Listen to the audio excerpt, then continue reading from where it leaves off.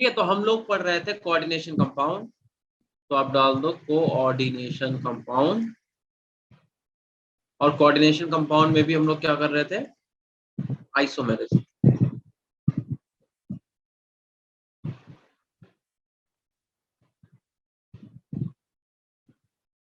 इसके अंदर हम लोग पढ़ रहे थे आइसोमेरिज्म। और इसमें भी हम लोग कौन सा पढ़ेंगे आज, हम लोग पढ़ेंगे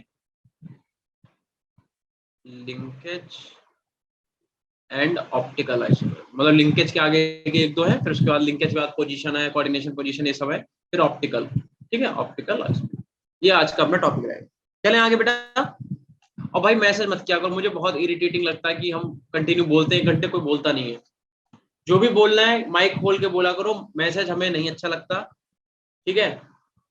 और दूसरी बात एक और है कि इसमें क्या होता है, ये जो क्या होता है टास्क बार वाला जो भी होता है फ्लोट करते रहता है, ये बीच में रहता, हटता नहीं है, पता नहीं क्यों, शायद मेरे लैपटॉप में कुछ इश्यू है या जो भी है। तो मैं ये हटा देता हूँ, हाइड कर देता हूँ। किसी बच्चे को कुछ भी बोलना है तो मुझे बोलना, ठीक है, माइक ओपन करके, क्योंकि हम इसे हाइड कर रहे हैं। चलो, तो आप लोग हेडिंग डाल दो लिंकेज आइसोमेरिज्म। ठीक है, लिंकेज आइसोमेरिज्म।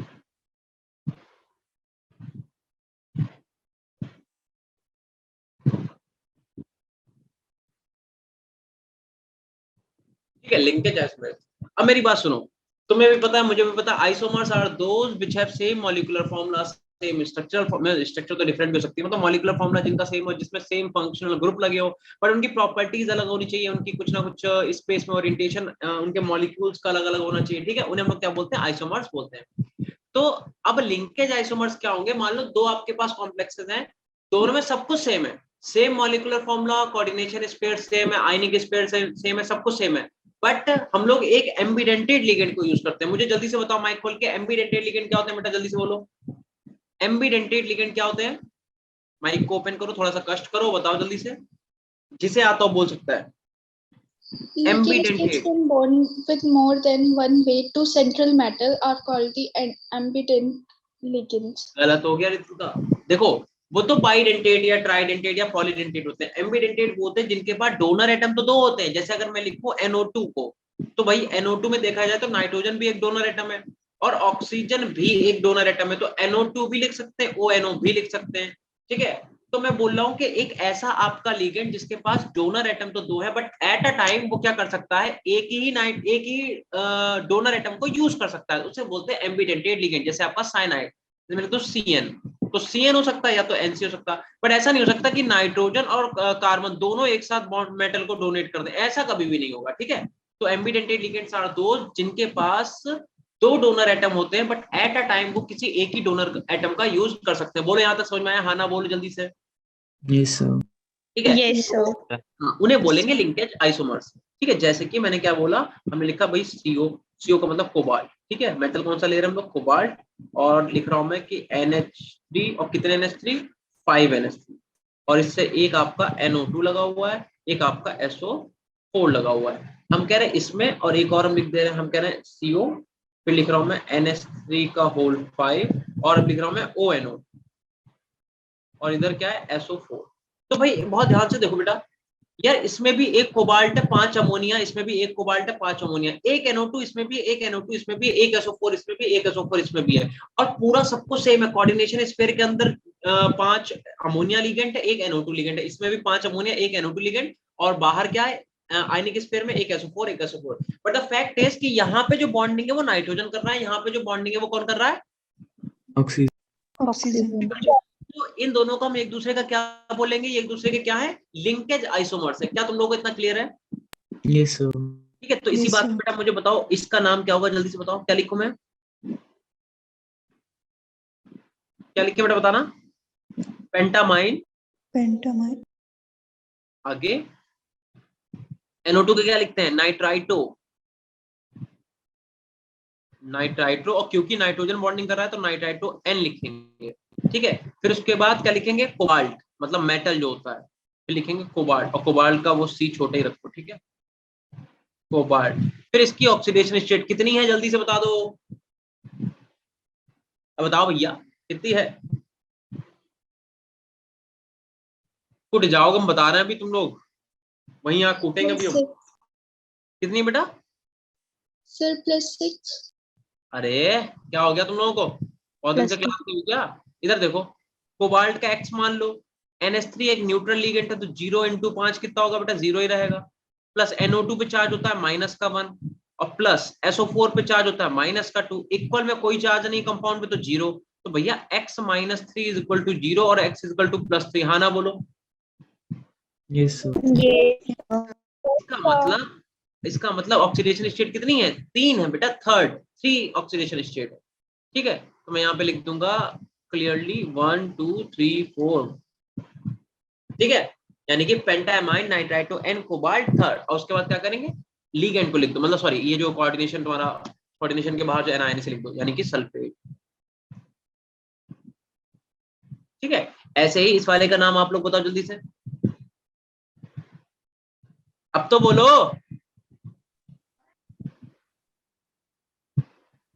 बोलो नहीं, मुठे तुरंत बस पकड़े।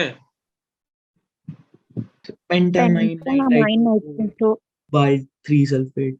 हल्के हल्के बोलो। पेंटामाइन, फिर आगे क्या कह रहे हो तुम? पेंटामाइन तुमने लिख लिया, फिर क्या कह रहे हो? क्या लिखे? नाइट्राइटो ओ बिल्कुल सही, नाइट्राइटो। फिर लिखोगे O, फिर क्या लिखेंगे? फिर से लिखेंगे कोबाल्ट। कोबाल्ट की ऑक्सीडेशन स्टेट अभी भी कितनी रहेगी? 3 ही रहेगी बेटा, और इधर अभी भी क्या रहेगा? सल्फेट ही रहेगा। ठीक है, यानी कि चेंज कहाँ पे आया? चेंज सिर्फ ये आया इतने में, nitrito N and nitrito O। ठीक है, तो इस टाइप के कॉम्प्लेक्सेस को हम लोग क्या बोलेंगे? एक दूसरे का लिंकेज आइसोमर्स। समझ में आया इतना बेटा? Yes, sir. चलो फिर कुछ पॉइंट लिख लो। पहला पॉइंट लिखो, नोट करते रहो साथ में, लिखो it is observe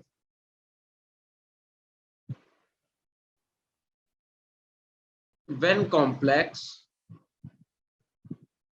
it is observed when complex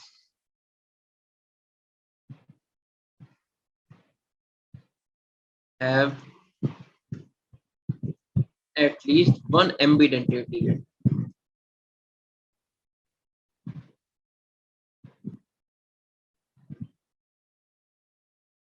At least one ambidentate ligand. ठीक है, नैना, आकाश, आकांक्षा, सबको समझ में आ रहा बेटा? आंचल, वर्षा, Yes, sir. क्लियर है बेटा सबको? Yes, sir. चलो अगले लिखो,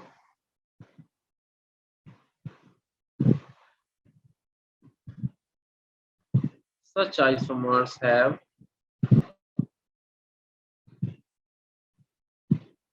different metal ligand linkage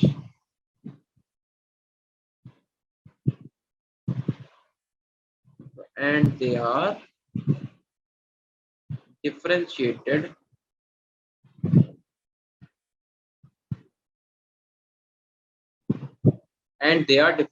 by their color or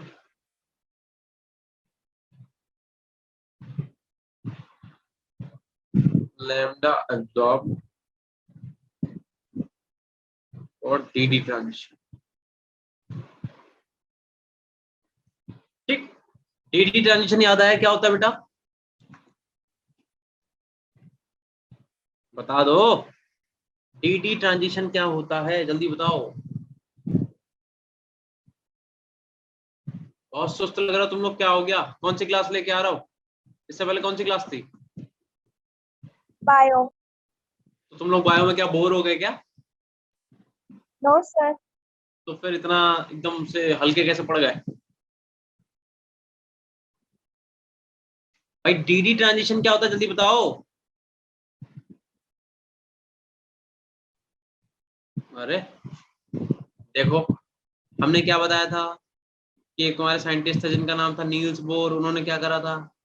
उन्होंने एक एटम में क्या करा था? व्हाइट लाइट को डाला। तो भैया ये व्हाइट लाइट 7 कलर के में कन्वर्ट हुई। ठीक है, बट एक कलर मिस हो गया। और वो कलर क्या था, एक्चुअली वो कलर ही जो था वो एनर्जी का एक फॉर्म था। इलेक्ट्रॉन क्या कर रहा था, उस कलर की एनर्जी को लेके भैया लोअर शेल से हायर शेल में जंप कर रहा था।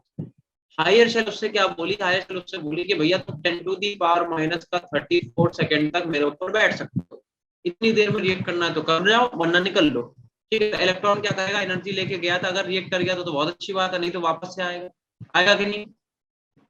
जब जाता है तो एनर्जी को क्या करता है, एब्जॉर्ब, तो उसे बोलते हैं एब्जॉर्प्शन स्पेक्ट्रम। और जब आता है तो एनर्जी क्या करता है, एमिट, तो बोलते हैं एमिशन स्पेक्ट्रम। हाइड्रोजन का स्पेक्ट्रम पढ़े हो कभी जिंदगी में? Yes. ठीक है, तो खैर, तो मेरी बात सुनो, इलेक्ट्रॉन अगर लोअर शेल से हायर शेल में जंप करता है, हायर से वापस से लोअर शेल में आता है, तो वो कलर को एमिट करता है। ठीक है, उसी को हम बोलते हैं डीडी ट्रांजिशन, मतलब कि लोअर शेल से हायर शेल में जाना, हायर से वापस से लोअर में आना, इसी चीज को बोला जाता है इलेक्ट्रॉन का डीडी ट्रांजिशन। आ गए तुम लोग हैं, चले बेटा आगे। Yes, sir. Yes. इसके बाद नेक्स्ट हेडिंग डालो coordination isomeric.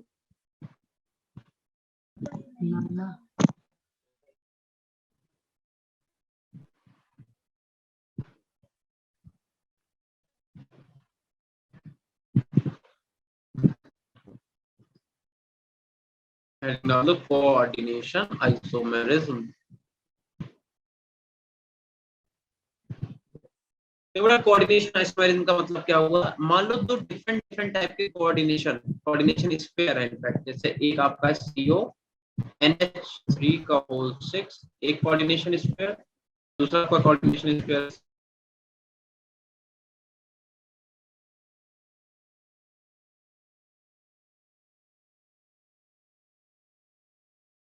Excuse me, sir.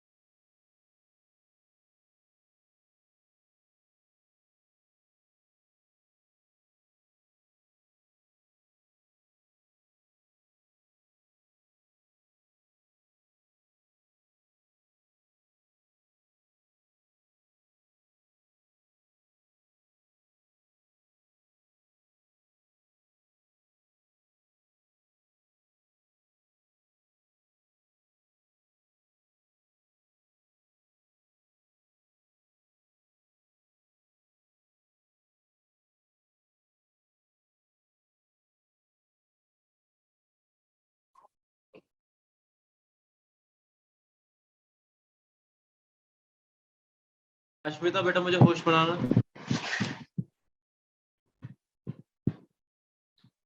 Yes, sir.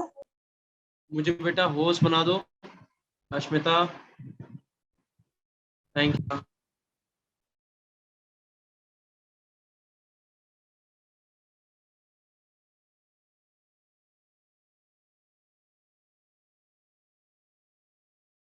Check करना बेटा, स्क्रीन शेयर हो रही है क्या? Yes, sir. Sir. ठीक है, नेटवर्क का कुछ इशू हो गया था तभी। ठीक है, हाँ तो देखो मैंने क्या बोला, हमने बोला कि कोऑर्डिनेशन आइसोमेरिज्म बेटा किन्हें बोलते हैं। तो अगर दो डिफरेंट टाइप के आपके पास कोऑर्डिनेशन स्पेयर है, जैसे हमारे पास एक तो हो गया CONH3 का होल 6, दूसरा हो गया CO और CN का होल 6। ठीक है, तो दो डिफरेंट टाइप के आपके पास कोऑर्डिनेशन है, आपके पास दो डिफरेंट टाइप के कोऑर्डिनेशन स्पेयर्स हैं इनफैक्ट। ठीक है, कि एक तो आपके पास क्या है NH3 का होल 6, एक आपके पास है CN का होल 6। ठीक है, तो हम क्या कह रहे हैं कि अगर हम इन दोनों कोऑर्डिनेशन स्पेयर्स को ही आपस में इंटरचेंज कर दें, तो उसके बाद आपके पास जो भी आपका कंपाउंड कॉम्प्लेक्स बनेगा उन्हें हम क्या बोलेंगे, कोऑर्डिनेशन आइसोमेरिज्म। दैट इज, हम क्या बोल रहे हैं कि आप क्या करो, इन्हें ऐसे इंटरचेंज कर लो। मतलब हम क्या कर रहे हैं देखना जरा, मैंने बोला कि आप यहाँ पे लिखोगे CO कोबाल्ट। अब कोबाल्ट के साथ वैसे तो लिगेंड NH3 लगा, बट हम क्या कह रहे हैं कि कोबाल्ट के साथ क्या लग जाए, अगर CN लग जाए, कितने 6, मतलब कि इस वाले लिगेंड को मैंने क्या करा, इससे यहाँ पे रिप्लेस कर दिया। ऐसे हम आपसे क्या कह रहे हैं कि अब अपने पास फिर से क्या है, क्रोमियम है, क्रोमियम, और क्रोमियम से यहाँ पे CN लगा था, बट मैं बोल रहा हूँ कि उससे इस बार क्या लग जाए, NH3 लग जाए, वो भी कितने 6। तो हमने क्या करा, इस लिगेंड को यहाँ पे चेंज कर दिया। तो ऐसे कॉम्प्लेक्सेस को एक दूसरे का क्या बोला जाता है, कोऑर्डिनेशन आइसोमेरिज्म, जहां पे क्या होता है कि भाई दो आपके जो कोऑर्डिनेशन आइसोमेरिज्म है वो एक दूसरे से क्या हो जाते हैं, इंटरचेंज हो जाते हैं। क्या इतनी बात समझ में आई बेटा? Yes, sir. ठीक है, तो अगर आपके पास दो कोऑर्डिनेशन स्पेयर, सर इस कॉम्प्लेक्स का नोमेनक्लेचर वैसे ही होगा जैसे हम लोगों ने करा है, पहले इसका लिखेंगे फिर इसका लिखेंगे, कोई इशू नहीं है। कराया मैंने इस टाइप का एक क्वेश्चन बेटा। ठीक है, तो इस टाइप के कॉम्प्लेक्स को हम बोलते हैं कोऑर्डिनेशन आइसोमेरिज्म। ठीक है आकाश? Yes, sir. हाँ बिल्कुल, डिस्प्लेसमेंट रिएक्शन ड्राई समझ सकते हो ऐसे कि हाँ भाई वही है, बस लिगेंड को आपस में इंटरचेंज कर दो, खत्म बात। तो इसमें थोड़ी सी थ्योरी लिख लो, लिखो कॉम्प्लेक्स हैविंग, साथ में नोट कर लो बेटा। देखो देखो हम तो बता रहे हैं, बस ये चैप्टर तुम्हारा आज का जितना रह गया रह जाता है, उसके बाद इसमें BBT जैसे ही स्टार्ट होगी और जैसे इसमें CFT स्टार्ट होगी, तुम लोग एकदम से इतना एक्साइटेड हो जाओगे इस चैप्टर को लेकर, तुम्हें लगेगा क्या ही एकदम से सब पढ़ाने लग गया। ठीक है, ना मानो तो बस थोड़े दिन रुको, थोड़े दिन भी नहीं, मतलब नेक्स्ट लेक्चर कब है, सैटरडे तक रुको। देखो complex having same molecular formula, same molecular formula but different coordination sphere,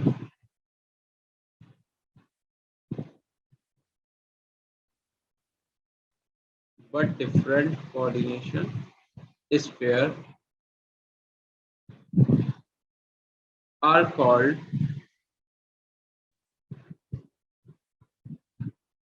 coordination isomers। ठीक है, एक पॉइंट और लिख लो, लिखो it is observed when cationic as well as anion part is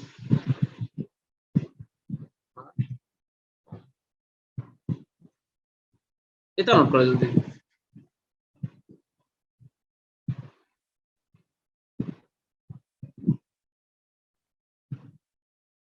आकांक्षा, जी का मतलब क्या होता है?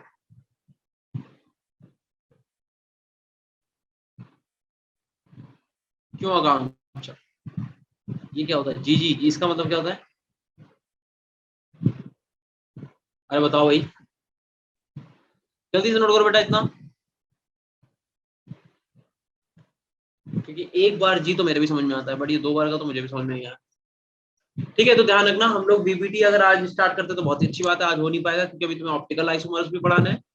तो सैटरडे से हम लोग जब ऑप्टिकल आइसोमर्स पढ़ेंगे तो तुम्हें बहुत ही ज्यादा मजा आने वाला है। इसके कुछ और एग्जांपल लिख लो बेटा।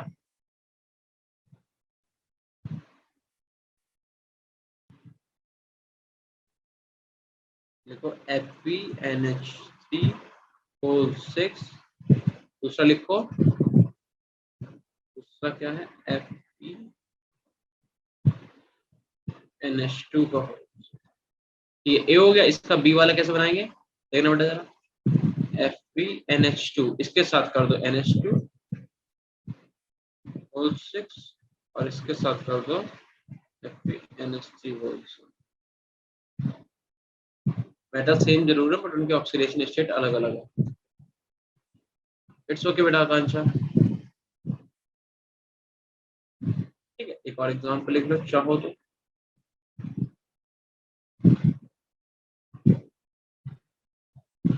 COEN का होल 5 और FeNO2 का होल 6।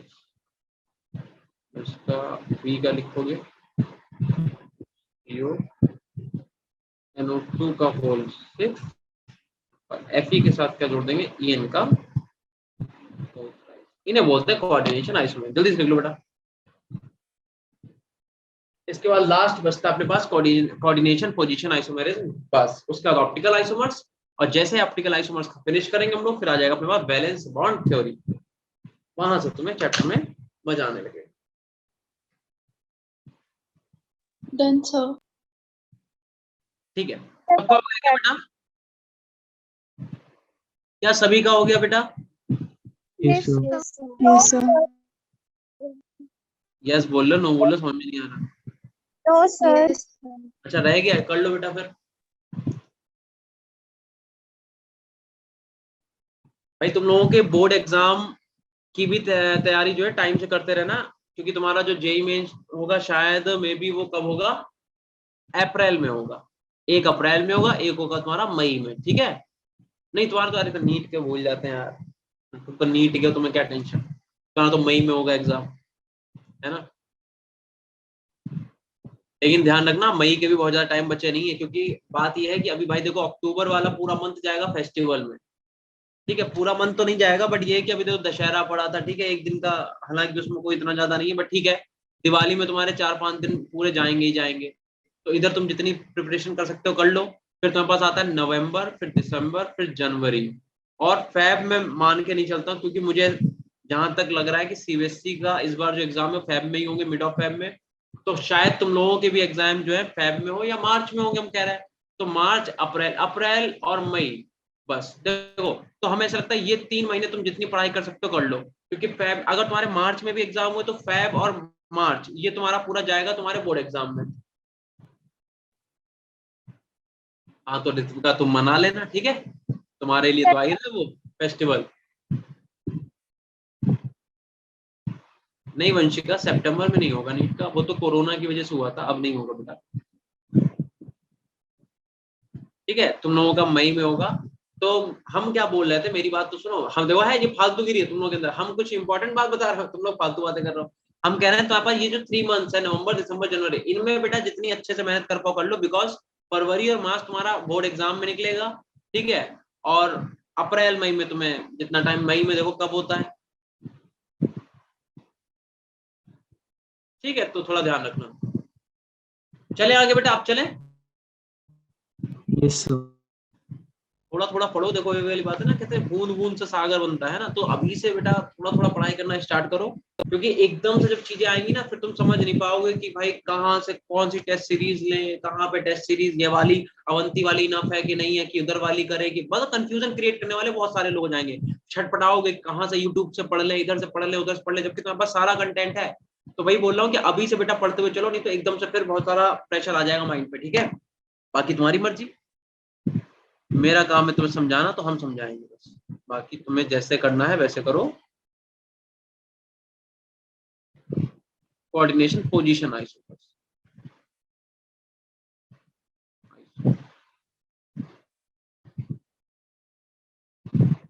बाकी मेरा मानना यही है कि तुम्हें अभी से अपने सब्जेक्ट पे ध्यान देना चाहिए। भाई देखो बायो वालों का एक वीक पॉइंट रहता है, हर बार रहता है, वो है फिजिक्स। ठीक है, बायो वाले बच्चे केमिस्ट्री कर ले जाते हैं, बायो कर ले जाते हैं, फिजिक्स में उन्हें प्रॉब्लम आती ही आती है, चाहे तुम कितने भी अच्छे टीचर से पढ़ो, चाहे तुम खुद भी कितनी प्रैक्टिस करो। क्योंकि यार एक वही है ना कि जैसे बायो का बैकग्राउंड है, तो ऑब्वियस सी बात है तुम्हारी मैथमेटिकल फॉर्म, जितनी मैथमेटिकल जो तुम्हारी कैलकुलेशन है वो उतनी अच्छी नहीं है, रह जाती है, क्योंकि तुम प्रैक्टिस ही नहीं कर पाते हो, तुम्हारी गलती भी नहीं है।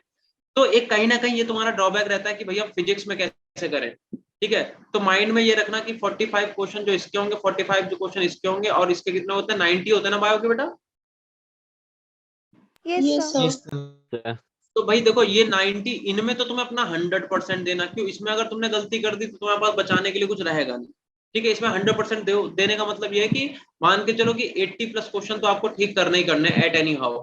ठीक है, बायो में 80+ क्वेश्चन करने करने हैं। अब ये अगर तुम्हारा देखो फिजिक्स भाई थोड़ा सा वीक पॉइंट है, तो ऑब्वियस सी बात है अगर ये तुम कर ले जा रहे हो तो तुम्हें दूसरा स्ट्रॉन्ग कैसे बनाना है, केमिस्ट्री को। तो केमिस्ट्री में ना करके भी 38 क्वेश्चन तो आपको करने ही करने हैं। अगर 38+ नहीं भी हो रहे तब भी आप 38 क्वेश्चन करो। उससे ये होगा कि अगर मान लो किसी बच्चे का फिजिक्स का नहीं भी अच्छा होता है, तब भी चांसेस रहेंगे पेपर क्वालिफाई करने के। ठीक है, तो ये चीजें माइंड में रखना है, माइंड में अभी से बना के चलो, हम बार बार तुम्हें बोलेंगे नहीं। ठीक है, क्योंकि मेरा भी यार सिलेबस है, मेरे पास भी एक गिना चुना टाइम है कि इतने टाइम में फिनिश करके देना है, तो वही है बस। चलो फिलहाल तो अब जैसे कि हाँ, पहले तो एक चीज समझो बेटा। ठीक है वंशिका, इधर देखो बेटा, एक चीज समझो। जैसे अगर हम तुमसे पहले बोले कि बताओ दो लिगेंड लिख रहा हूं, मैं कहता हूँ what is PN and what is TN, क्या तुम मुझे बता सकते हो कौन से लिगेंड है? पीएन का मतलब क्या होता है? तुम लोगों ने अभी तक लिगेंड नहीं याद करे हैं? अब भाई अभी बस पकड़ेंगे, तुम हल्के मगल ले रहे हो भाई, अभी बस पकड़ेंगे, आएंगे रात में तुम्हें कूटेंगे और चले आएंगे सुबह। यार कब के तुम लोगों को लिगेंड मैंने लिखवा दिए, तुम लोगों ने अभी तक लिगेंड्स बेटा याद नहीं कर पाए। भाई पीएन का मतलब होता है प्रोपाइलिन डायमाइन। इधर देखो, CH3CH और इधर CH2, 1 2 3 बॉन्ड बना रहा है, एक NH2 इधर लगा दो, एक NH2 यहाँ पे लगा दो, इसे बोलते हैं प्रोपाइलिन। क्या कर बेटा, कुछ कहना चाह रहा हो?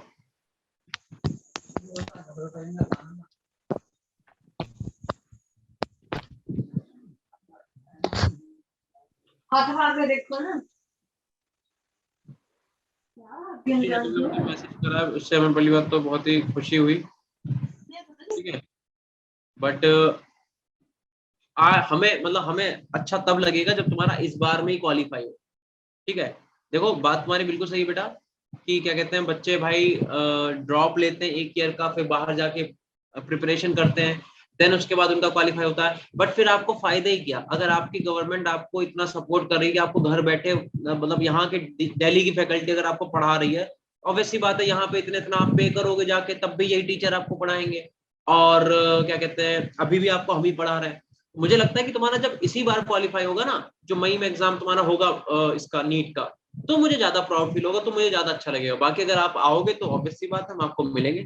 ठीक है, हाँ बस यही है। पर ट्राई करो, पहली बात तो माइंड में बेटा कोई दूसरा ऑप्शन लाओ ही मत, अपना पूरा 100% आपको इसी बार देना है जो आप एग्जाम दोगे। ठीक है, तो माइंड में रहना चाहिए कि मैं ये वाला एग्जाम ही फोड़ना है बस। तो भाई पीएन का मतलब होता है प्रोपाइलिन डायमाइन। दो NH2 तुम्हें दिख गए, बोलो हाँ ना बोलो जल्दी से। Yes, sir. Yes, जो दिख गए वो तो प्रोपाइलिन डायमाइन। लेकिन यहाँ पे होता क्या है कि यार 1,2 डायमाइन है, ये क्या है 1,2 डायमाइन। ठीक, अच्छा, तो फिर बात आती है कि टीएन क्या होता है, जरा देखना टीएन भी कुछ ऐसा ही है, देखियो जरा, CH2 इधर लगा हुआ है NH2, फिर यहाँ पे फिर से CH2, फिर यहाँ पे फिर से CH2 और यहाँ पे फिर से NH2, है ना। तो इतना ज्यादा जब CH2 NH2 हो जाएगा तो बच्चा कंफ्यूज नहीं होगा क्या? एक बात बताओ जरा, इसका मॉलिक्यूलर फॉर्मूला, इसका मॉलिक्यूलर फॉर्मूला, कार्बन कितने हैं यहाँ पे जल्दी बोल दो, कितने कार्बन है? सर 3 हाइड्रोजन बोल दो जल्दी से, कितने टोटल? 4 6. टोटल हाइड्रोजन बेटा, टोटल मॉलिक्यूल में हाइड्रोजन कितने हैं? 3 2 5 1 6 7 8 9 10। सर 6 10. अरे 10 नहीं है, सर Yes, 10 sir. है मैं कह रहा हूँ टोटल बताओ ना यार। 3 यहाँ पे, 2 यहाँ पे, 5 1 यहाँ पे, 6 2 इधर 6 और 4 10 नहीं हो गए? और Yes, sir. नाइट्रोजन कितने हैं? 2। तो क्या 2. C3H10N2 इन दोनों का मॉलिक्यूलर फॉर्मूला है, हाँ ना बोलो सिर्फ।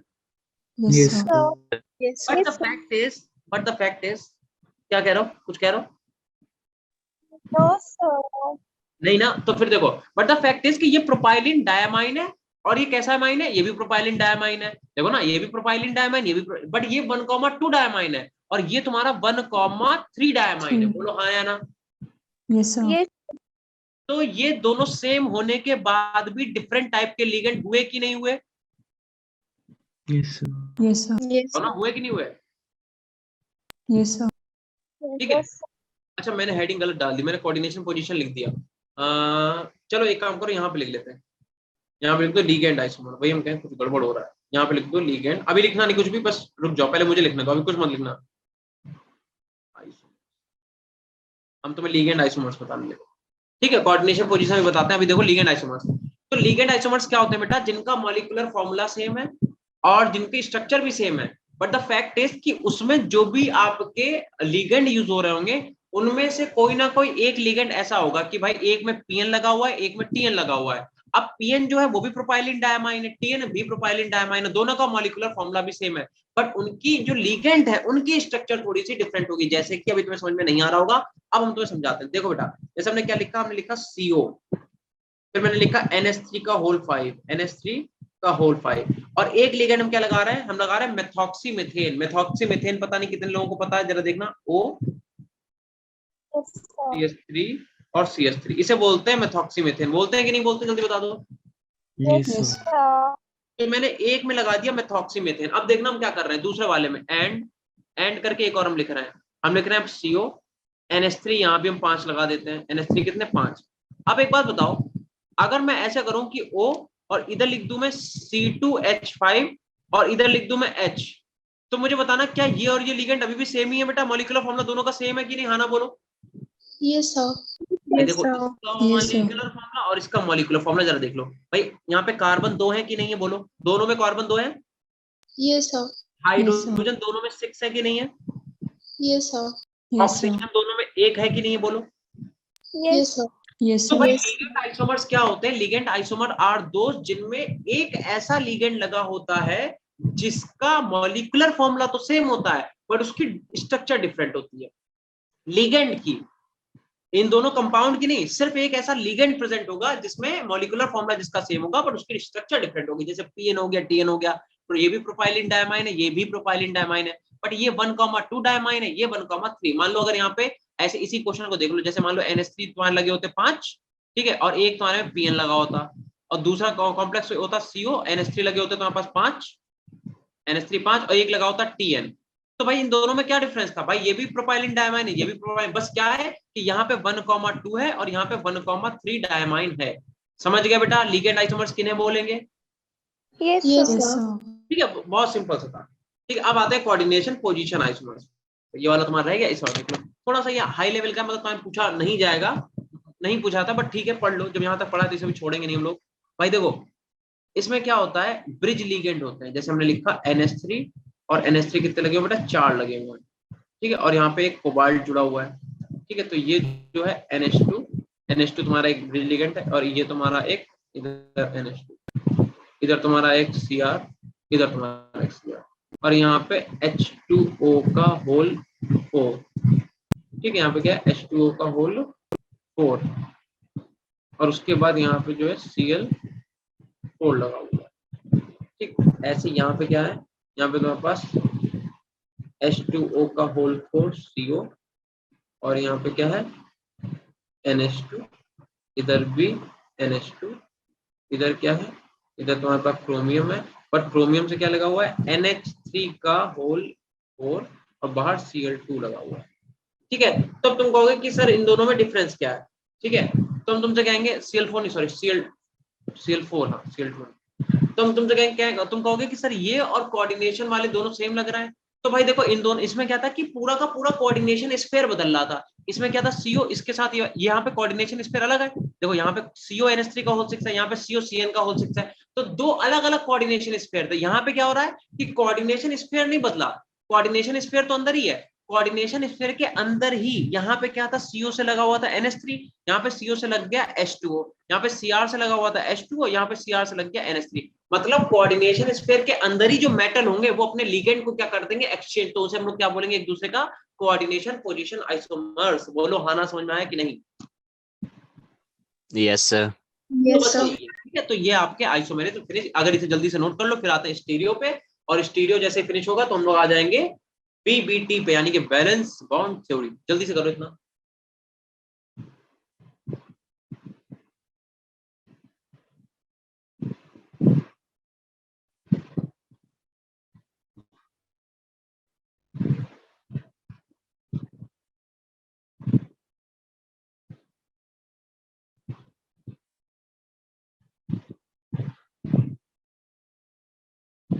चले बेटा एक बार कंफर्म कर देना हो जाए तो।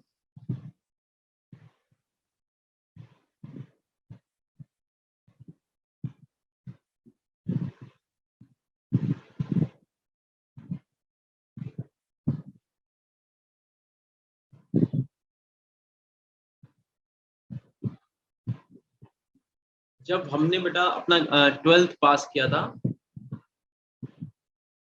कोऑर्डिनेशन पोजीशन है इसमें गायत्री बिल्कुल कर देंगे बेटा। बस इसमें क्या होगा देखो, कोऑर्डिनेशन पोजीशन में ये होगा कि स्क्वायर ब्रैकेट के अंदर जो तुम्हारे मेटल्स हैं ये अपने लिगेंड को एक्स्टर मतलब इंटरचेंज कर देंगे। जैसे यहाँ पे CO से NH3 है, यहाँ पे CO से H2O हो गया, जबकि यहाँ से Cr से क्या था H2O, यहाँ से Cr से क्या हो गया NH3, मतलब इसका ये ले गया इसका ये ले गया, ऐसा कुछ होगा। बट यहाँ पे कोऑर्डिनेशन स्पेयर नहीं बदल रहा है, वहां पे क्या था कोऑर्डिनेशन स्पेयर ही पूरा चेंज हो रहा था, दो कोऑर्डिनेशन स्पेयर आपस में इंटरचेंज हो रहे थे। तो बस इतना ध्यान रखना। तो मैं ये बोल रहा था कि जब मैं 12th में था तो एक तो क्या था यार कि बताने वाले लोग नहीं थे कि भाई कौन सा एग्जाम है कैसे कर लो, लिटरली मतलब इतना नहीं था, मोबाइल था नहीं, सोशल मीडिया था, मतलब ऐसा नहीं कि था नहीं, बट कीपैड वाले थे। तो ऐसा नहीं था कि मतलब मोबाइल नहीं थे, मोबाइल थे बट कीपैड वाला यार जमाना चल रहा था उस टाइम पे। और अगर वो था भी मतलब जैसे ये बोलते हैं ना नेट वाला, तो लाइक वो बहुत बाद में आया, मतलब तब आया जब हम ग्रेजुएशन में थे। तो ग्रेजुएशन में था कि हाँ भाई नेट मतलब, बट उस टाइम पे ये था कि 1 GB 1 महीने चलाना पड़ता था। अब आज एक दिन में 2 GB खत्म हो गया पता नहीं चलता है। तो हम क्या कह रहे थे, हम तुम्हें ये बोल रहे थे कि तो उस टाइम पे यार ये था कि एक तो कोई बताने वाला नहीं था, और दूसरा अगर मान लो कोई बता भी देता कि भाई ये IIT होता है ये नीट होता है, ठीक है, तो अगर कोई बता भी देता तो फिर ये आता कि यार कैसे मतलब करें कैसे। मेरे साथ तो ये हुआ स्पेशली, क्योंकि फिर हम ग्रेजुएशन में जब आए तो फिर हमें सबसे पता चल गया, खुद से पढ़ाई की, पता चला चीजें एक्सपेंड करा खुद से, PhD वगैरह स्टार्ट, मतलब अब तो सब खैर पता है, बट उस टाइम की बता रहे थे कि उस टाइम पे नहीं पता था।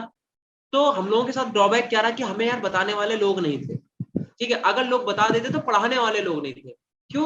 क्योंकि हम जहाँ पे जिस शहर में रहे जहाँ पे कोचिंग पढ़ी, ऐसा नहीं था वहाँ पे कोचिंग सेंटर नहीं थे, बट वो एकेडमिक के कोचिंग मतलब बहुत अच्छा पढ़ाते थे। जैसे बोर्ड लेवल का तो अच्छा पढ़ाते थे, लेकिन अगर हम उनसे कॉम्पिटेटिव का कोई क्वेश्चन पूछ दें तो वो नहीं बता सकते, क्योंकि ऑब्वियस सी बात है यार, उन्हें प्रैक्टिस किसकी की है, बोर्ड एग्जाम की, हमारा जो सब्जेक्टिव होता है उसकी। तो ये बड़ा इशू था एक।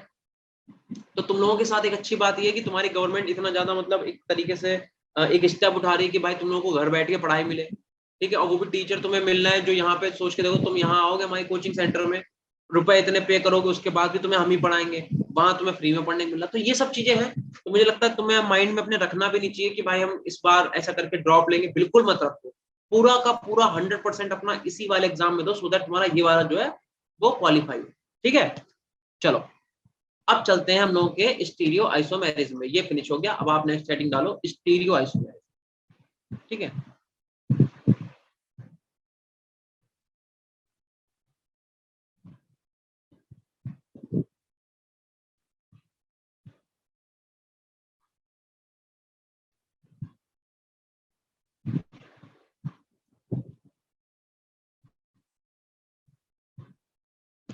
स्टीरियो आइसोमेरिज्म, तो देखो मेरी बात सुनो भाई, तुम लोगों को याद होगा हमने तुम्हें एक सिस्प्लेटिन ट्रांसप्लेटिन बताया था, याद है कि नहीं? हाँ ना बोल दो जल्दी से फटाफट। Yes, sir.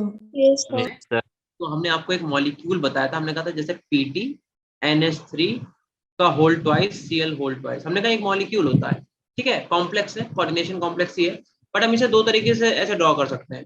देखना जरा, मैंने बोला एक तो हम क्या कर सकते हैं कि भाई प्लेटिनम और दोनों अमोनिया को हम एक तरफ लगा दें, दोनों अमोनिया को, और दोनों Cl को हम क्या करें एक तरफ लगा दें।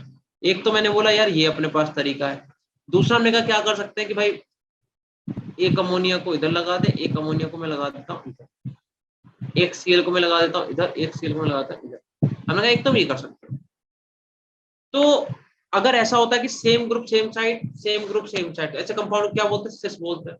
Cis. और अगर ऐसा होता है कि सेम ग्रुप डिफरेंट तो इन्हें क्या बोलते हैं? ट्रांस बोलते हैं। ये बात Trans. तो पता होगी बेटा, हाँ ना बोलो। Yes, Yes. sir. Yes. Yes. मैंने तुमसे बोला था कि अगर हम एक ये वाला मॉलिक्यूल, देखो मॉलिक्यूलर फॉर्मूला तो सेम ही है यार, तो अगर हम इसे अलग अलग तरीके से रिप्रेजेंट कर देते क्या मॉलिक्यूल पे कोई डिफरेंस पड़ेगा बेटा? कोई फर्क पड़ेगा मॉलिक्यूल पे? No, sir. तो No, तुम sir. लोगों ने बोला कि फर्क पड़ेगा, क्योंकि भैया सिस, इसका नाम है बेटा सिस प्लेटिन। ये क्या है? सिस प्लेटिन। और जो सिस प्लेटिन है वो कैंसर का ट्रीटमेंट है, हमने आपको तब भी बताया था, आज फिर से बता देते हैं। Cisplatin is a treatment of cancer, ठीक है। वेयर एज इसे बोलते हैं ट्रांसप्लेटिन। क्या बोलते हैं हम लोग बेटा? ट्रांसप्लेटिन। और ट्रांसप्लेटिन जो है वो कैंसर का कॉज है। तो समझ रहा हूं, मतलब हमने करा क्या है कि फॉर एग्जांपल देखो ये हुआ है कि स्पेस में एक बार पेन ऐसे रखा हुआ है, इसकी निप मेरी तरफ है, और दूसरी बार पेन ऐसे रख दिया, तो हम कह रहे हैं कि अब आप जब किसी केमिकल के साथ ऐसा करोगे, देखो हमने इसके साथ करा कोई फर्क पड़ा नहीं पड़ा, ऐसे पकड़ेंगे तब भी ये पेन ही रहेगा, ऐसे पकड़ेंगे तब भी ये पेन ही रहेगा। बट हम जब कह रहे हैं कि किसी केमिकल के साथ अगर आपने करा ऐसा कि उसके जो एटम मॉलिक्यूल है उनकी स्पेस में जो ओरिएंटेशन है उससे कोई खिलवाड़ करा, तो भाई पूरी की पूरी प्रॉपर्टीज ही चेंज हो जाएंगी, और उन्हीं कंपाउंड को हम लोग क्या बोलते हैं, स्टीरियो आइसोमर। तो सिस प्लेटिन और ट्रांस प्लेटिन एक दूसरे के क्या है बेटा, स्टीरियो आइसोमर्स हैं। क्या इतनी बात क्लियर है? Yes, sir. Yes, sir. sir. बेटा बताओ, कुछ कह रहे हो? Clear है. क्लियर है, ठीक है। तो फिर यहाँ पे लिखो एक बात लिख लो जो छोटी सी, जल्दी से लिखो, complex having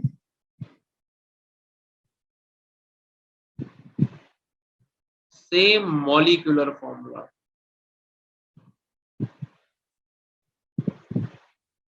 but different orientation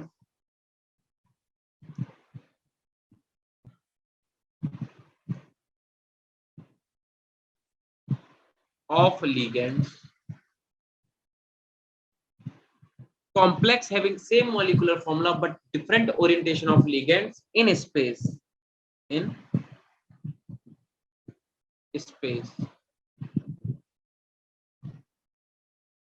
are called stereoisomers of each other।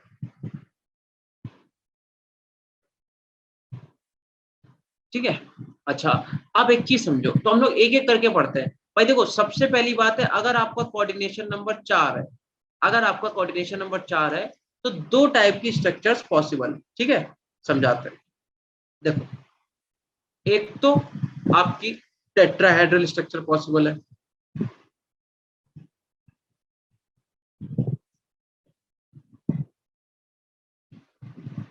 एक तो आपकी टेट्राहेड्रल स्ट्रक्चर पॉसिबल है, और दूसरी बेटा आपकी स्क्वायर प्लेनर स्ट्रक्चर पॉसिबल, ठीक है। स्क्वायर प्लेनर बॉन्डिंग में आपने इतना पढ़ा है कि नहीं, जल्दी बता दो। मैं केमिकल बॉन्डिंग में इतना तो पढ़ रखा है कि 4 होगा तो एक तो आप ऐसे बना सकते हो, जैसे मान लो कोई मेटल है उसे 4 लिगेंड, एक तो ऐसे लिख सकते हैं, ऐसे लग सकते हैं ये वाले, तो इसी स्ट्रक्चर को क्या बोलते हैं, टेट्राहेड्रल। हाँ ना बोलो? Yes, sir. Yes, sir. इसमें क्या है कि आप स्ट्रक्चर को ऐसे लिख सकते हो, स्क्वायर प्लेनर ऐसे, ठीक है। No, sir. दो टाइप के अपने पास स्ट्रक्चर हो सकते हैं, एक स्क्वायर प्लेनर और एक टेट्राहेड्रल। अब मेरी बात सुनना यार, जो तुम्हारा टेट्राहेड्रल स्ट्रक्चर है उसमें स्टीरियो आइसोमर्स नहीं होते, कोई मुझे बताएगा क्यों नहीं होते? देखो उसका रीजन है, उसमें सिस ट्रांस नहीं हो सकता ना। ऋत्विका बहुत पिटोगी, CH4 की टेट्राहेड्रल होती बेटा, स्क्वायर प्लेनर नहीं होती है। देखो इसमें, हाँ इसमें सिस ट्रांस नहीं होता, क्यों नहीं? देखो एक चीज समझो भाई, जैसे ये मेटल है, मैं कह रहा हूँ एक लिगेंड ये ऐसे लगा हुआ है, एक लिगेंड ये ऐसे लगा हुआ है, एक लिगेंड लगा हुआ है बिलो द प्लेन, और एक लिगेंड लगा हुआ है ऐसे अबव द प्लेन। अब पता नहीं तुम में से कितने लोगों को ये बात समझ में आती है कि बिलो द प्लेन और अबव द प्लेन होता क्या है। अगर नहीं आती है तो एक बार मेरी तरफ देखो सब लोग, यहाँ पे कुछ है, यहाँ पे कुछ नहीं है। ऐसे देखो, जैसे मान लो ये जो मेरी मुट्ठी, इसे मान लो ये कार्बन है, मेरी मुट्ठी क्या है बेटा, कार्बन। अब मान लो कि देखो, एक तो तरीका क्या है कि मेरी मुट्ठी और ये पेन जिस प्लेन में है उसी प्लेन में मान लो एक और बॉन्ड यहाँ पे लगा है, तो वो तीन चीज क्या हो गई, ये वाला और ये वाला, ये एक ही प्लेन में। एक ही प्लेन का मतलब अगर हम इसे यहाँ से कट करें तो क्या क्या कट होगा, ये वाला लिगेंड कट होगा, ये मेरी मुट्ठी कट हो जाएगी, और एक यहाँ पे जो ऊपर लिगेंड लगा होगा वो ऐसे कट हो जाएगा। अब मेरी मुट्ठी के बाहर की तरफ जो निकला हुआ है उसे बोलना है अबव द प्लेन, प्लेन से बाहर की तरफ, और मेरी मुट्ठी से जो पीछे की तरफ ऐसे लगा हुआ है, ये पीछे की तरफ लिगेंड, उसे बोलते हैं बिलो द प्लेन, प्लेन के पीछे। तो जितनी भी तुम स्ट्रक्चर देखते हो बेटा वो कैसी होती है, 3D स्ट्रक्चर है। 3D का मतलब क्या होगा कि एक प्लेन के आगे है, एक प्लेन के पीछे है। बोलो समझ में आती है इतनी बात? Yes, sir. Yes, sir. समझ गए? तो इसका मतलब टेट्राहेड्रल स्ट्रक्चर है। अब एक बात समझो बेटा, इसमें जितने भी बॉन्ड है इनके बीच का एंगल होता है 109 डिग्री 28 मिनट, ठीक है। तो आप चाहे कुछ भी कर लो, आप मतलब हमने क्या बोला कि स्पेस में ओरिएंटेशन डिफरेंट होना चाहिए। अब एक बार बताओ, अगर हम इन दोनों एल को आपस में रिप्रेजेंट कर बदल दें, एक्सचेंज कर दें, तब भी इनके बीच का एंगल 109 रहेगा। इन दोनों को बदल दो तब भी 100 रहेगा। इसे और इससे चेंज कर दो अगर आपस में, तब भी इनके बीच का एंगल कितना रहेगा? 109 डिग्री 28 मिनट। हम कह रहे हैं कि स्टीरियो आइसोमर्स वो होते हैं जिनका स्पेस में ओरिएंटेशन डिफरेंट होता है, बट इन्हें तुम कुछ भी कर लो ये डिफरेंट नहीं होंगे। हर केस में इनके बीच का जो एंगल आएगा वो 109 डिग्री 28 मिनट ही होगा। तो क्या ये कभी स्टीरियो आइसोमर शो कर सकते हैं बेटा? No, sir. इसलिए ये नहीं करते हैं, ध्यान रखना। इसी यही रीजन है कि जो तुम्हारे टेट्राहेड्रल कॉम्प्लेक्सेस हैं वो कभी भी स्टीरियो आइसोमेरिज्म शो नहीं करते, बिकॉज इनका स्पेस में ओरिएंटेशन चेंज ही नहीं होता है। तुम किसी कहीं भी लगा दो कोई फर्क नहीं पड़ेगा, ठीक है, ध्यान रखना। और टेट्राहेड्रल बोले तो हाइब्रिडाइजेशन कितना हो जाएगा? sp3।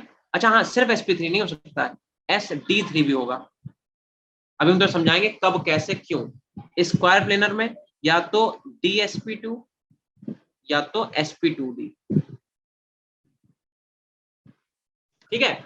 और स्क्वायर प्लेनर बनाते कैसे हैं? यहाँ पे बना दो मैं, देखो भाई, मेटल और मेटल से 4 लिगेंड ऐसे जुड़े होंगे, 1 2 3 और एक 4। 4 लिगेंड भैया मेटल में इस तरीके से जुड़े होंगे, ऐसे फिर ऐसे फिर ऐसे फिर ऐसे। ये तुम्हारा हो गया स्क्वायर प्लेनर। इनके नाम क्यों रखे गए ऐसे समझो भाई, तुम्हें एक स्क्वायर बनता दिख रहा है, और प्लेनर मतलब प्लेनर मॉलिक्यूल पता ही तुम्हें, इसका नाम दिया स्क्वायर प्लेनर। शिवानी मैथ्स में, अच्छा लेकिन तुम तो बायो के हो। जो मैथ्स वाले बच्चे हैं उन्होंने 11th में चैप्टर पढ़ा होगा डिग्री और रेडियन, ठीक है। तो जो एंगल है उसे बेटा डिग्री में भी मेजर किया जाता है और रेडियन में भी किया जाता है, मिनट में भी किया जाता है। तो ये वही है कि 28 डिग्री 109 डिग्री 28 मिनट, ये पूरा एंगल होता है, पूरा मेजरमेंट एंगल होता है, ठीक है। तो इसमें तुम्हें डिटेल में जाना है तो खाली याद कर लो, टेट्राहेड्रल में इतना होता है, बस खत्म हुआ। और ये कहीं दूसरी जगह होगा भी।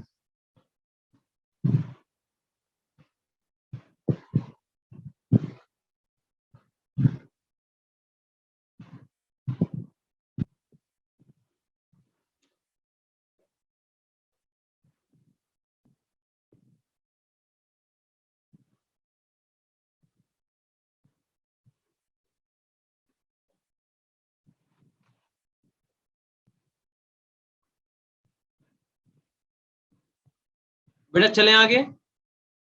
Yes, Yes, sir. sir. हाँ बिल्कुल सही रीतिका। फिजिक्स में नहीं था, मैथ्स में था, मैथ्स के चैप्टर फर्स्ट में। फिजिक्स में भी शायद पढ़ा होगा तुम लोगों ने, ठीक है। अब आप हेडिंग डालो, फिजिक्स में भी था तो होगा, ठीक है। अब आप हेडिंग डालो ऑप्टिकल आइसोमर्स।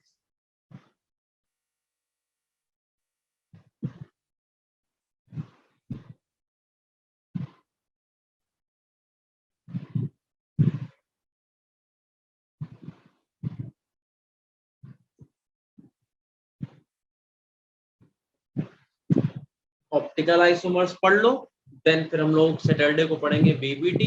फिर हम लोग नेक्स्ट हमारी क्लास कब होगी? Wednesday Thursday. उस दिन हम लोग पढ़ेंगे सीएफटी, और आपका सीएफटी खत्म हो जाएगा थर्सडे। तुम जैसे सीएफटी और बीबीटी पढ़ोगे तुम्हें इतना मजा आएगा लिटरली, तुम कहोगे यार कैसे, ऐसे कैसे। देखो ऑप्टिकल आइसोमर बेटा दो ही टाइप के होते हैं, या तो डी होगा या तो होगा एल। डी का मतलब क्या होता है बता दे रहा हूँ एक बार जल्दी से। Dextro rotatory. डेक्स्ट्रो रोटेटरी, बिल्कुल सही, डेक्स्ट्रो, ठीक है। और एल का मतलब लीवो, एल ए ई वी, ठीक है। Dextro and laevo rotatory substance, ठीक।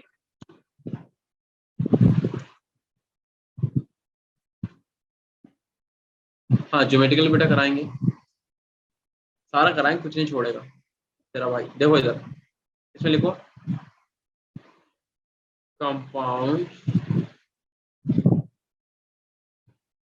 which have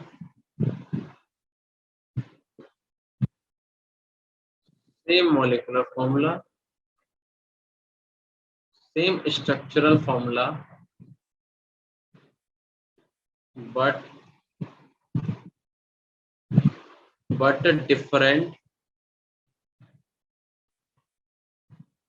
different behavior, but different behavior towards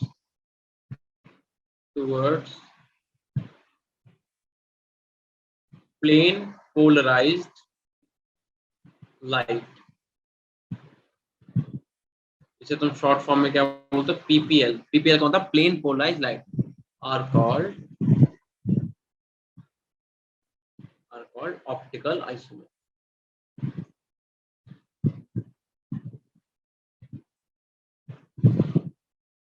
of each other.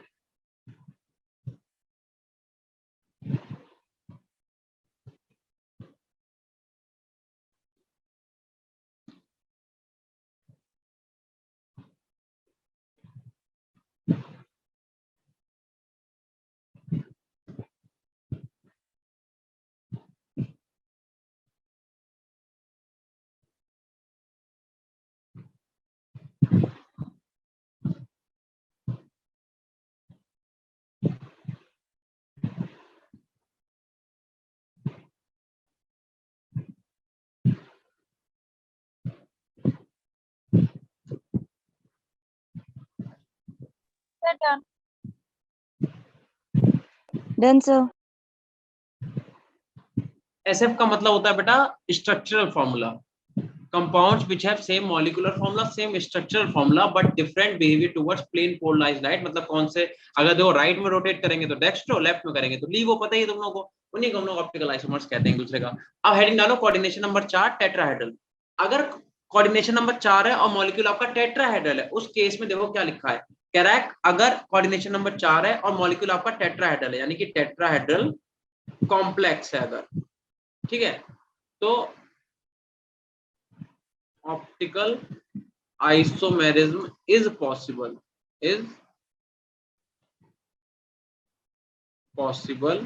लेकिन कब, when all 4 ligands are different। तो स्टीरियो तो नहीं होता टेट्राहेड्रल में, लेकिन ऑप्टिकल होगा, बट केस क्या है कि भाई तुम्हारे पास कायरल सेंटर होना चाहिए। कायरल सेंटर का मतलब मेटल जो है उससे चारों डिफरेंट एटम लगे होने चाहिए या फिर ग्रुप लगे होने चाहिए, तभी वो क्या करेगा, तभी वो ऑप्टिकल आइसोमेरिज्म शो करेगा, अदरवाइज नहीं करेगा। तो इस पॉइंट को तुम याद कर लोगे। दूसरा point,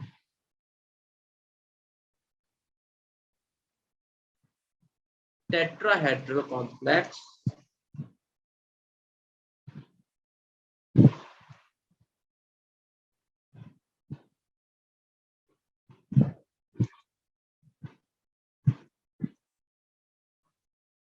also show optical isomers when metal is bonded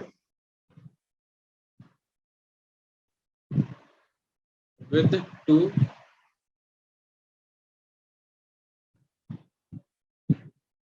unsymmetrical bidentate ligand। अगर दो अनसिमेट्रिकल बाइडेंटेड लगे हुए हैं, मतलब इसका क्या हुआ, मतलब जैसे मान लो आपके पास एक मेटल है Zn और वो लगा हुआ एक N एक O, ठीक है, मान लो कोई भी है, कौन सा हुआ ये तुम्हारा ग्लाइऑक्सीमेटो, ठीक है, और इधर भी क्या है N है और यहाँ पे O है, बट ये अनसिमेट्रिकल है। अनसिमेट्रिकल मतलब ये वाला तुम्हारा बिलो द प्लेन है, ये वाला तुम्हारा अबव द प्लेन है, और जो दूसरा वाला लगा है वो तुम्हारा ऑन द प्लेन लगा हुआ है। तो ऐसे हम लोग इस वाले कंडीशन में क्या बोलेंगे कि भैया अगर देखो ऑब्वियसली बात है 4 टेट्राहेड्रल है, ठीक है, तो टेट्राहेड्रल दो टाइप से आपको ऑप्टिकल आइसोमेर शो करेगा। एक तो तब जब मेटल से चारों डिफरेंट लिगेंड लगे हुए हैं, ठीक है, दूसरा तब जब मेटल से दो लिगेंड लगे हुए हैं बाइडेंटेड, लेकिन कैसे, डिफरेंट सिमेट्री के, क्योंकि सिमेट्री अलग अलग है, एक तुम्हारा ऑन द प्लेन है, दूसरे में क्या है, एक अबव द प्लेन एक बिलो द प्लेन। इस केस में क्या हो जाएगा, आपका मॉलिक्यूल शो करेगा ऑप्टिकल आइसोमेरिज्म। बेटा नोट करो जल्दी से इतना, फिर एक क्वेश्चन दे जल्दी से करके दिखाओ। Done, sir. सबका हो गया क्या, चले बेटा, Wait, sir. Yes, sir. एक बच्चे का रह गया, जल्दी से कर लो।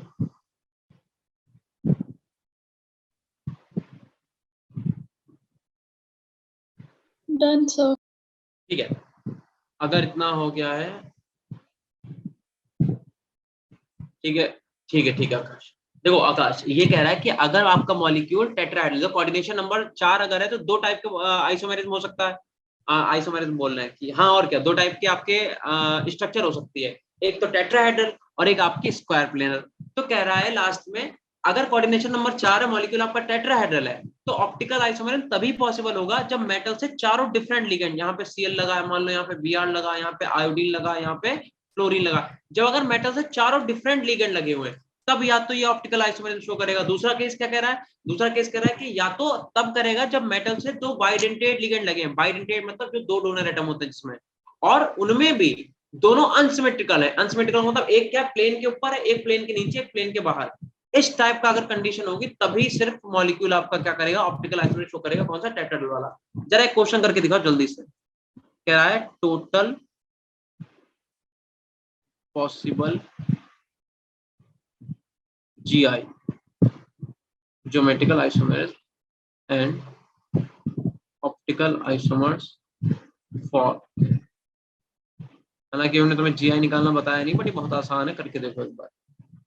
NH3 PY Cl Br, तुम्हें बस क्या करना है, इनके बीच का बॉन्ड रिपीट करना है।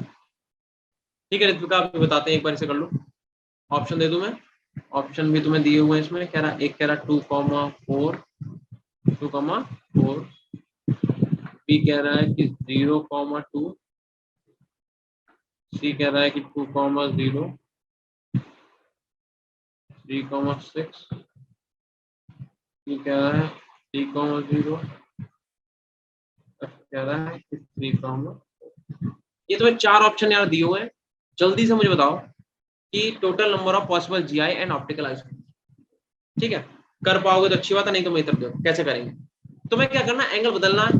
प्लेटिनम मेटल है तो प्लेटिनम मेटल हो गया, और चार इससे क्या जुड़े, अलग अलग लिगेंड जुड़े हुए हैं। ठीक है, तो हमने बोला था अगर मेटल से चारों डिफरेंट टाइप के लिगेंड है तो वो शो करेगा। ठीक है, तो देखो एक तो NH3 जुड़ा हुआ है, एक क्या जुड़ा हुआ है, Br जुड़ा हुआ है, एक क्या जुड़ा हुआ है, PY मतलब पैरिडीन जुड़ा हुआ है, और एक हमारे पास क्लोरीन जुड़ा हुआ है।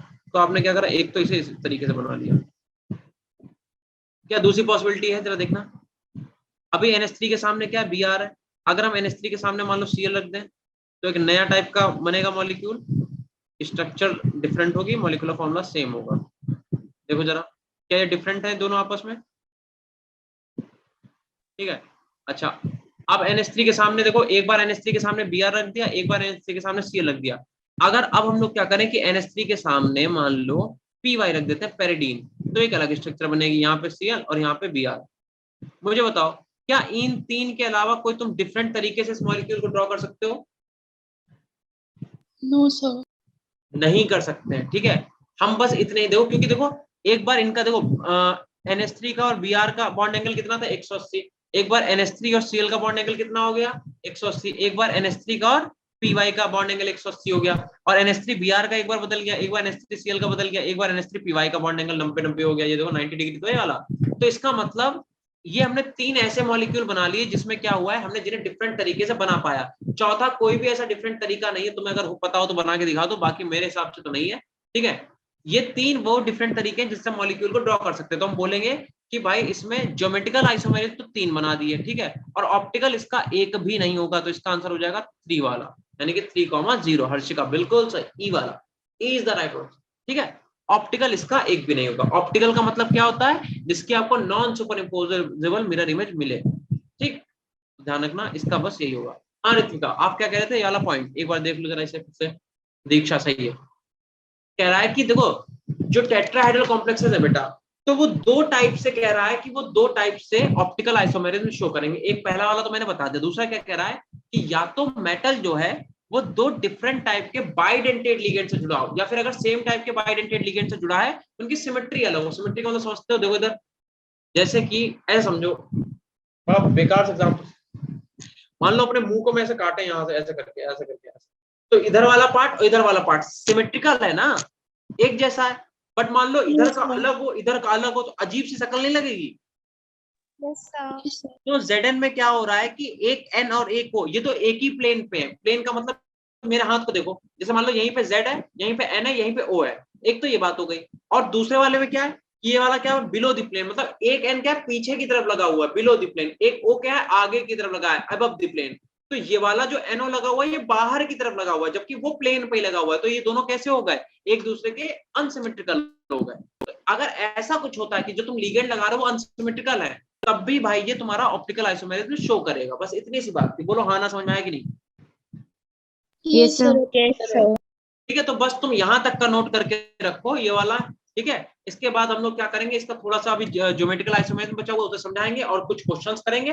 देन उसके बाद हम लोग स्टार्ट करेंगे वीबीटी और सीएफटी। 2 टॉपिक है, जल्दी से बड़े बड़े हैं और बस उन्हीं से तुम्हारे चैप्टर में आता भी बहुत ज्यादा है, उसे फिनिश करेंगे। That's it.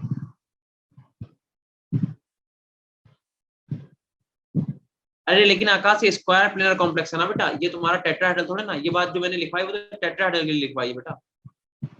ठीक है आकाश, जो मैंने पीछे बात लिखवाई है वो टेट्राहेड्रल के लिए, जबकि ये स्क्वायर प्लेनर कॉम्प्लेक्स है। हाँ ठीक है, चलो बाय बाय, मिलते हैं तुमसे नेक्स्ट क्लास में। तब तक के लिए टाटा, बाय बाय, मजे करो। Bye, sir. Good night. Thank you, sir. Bye, sir. Bye bye, Khushi Harshada, खुशी आकाश।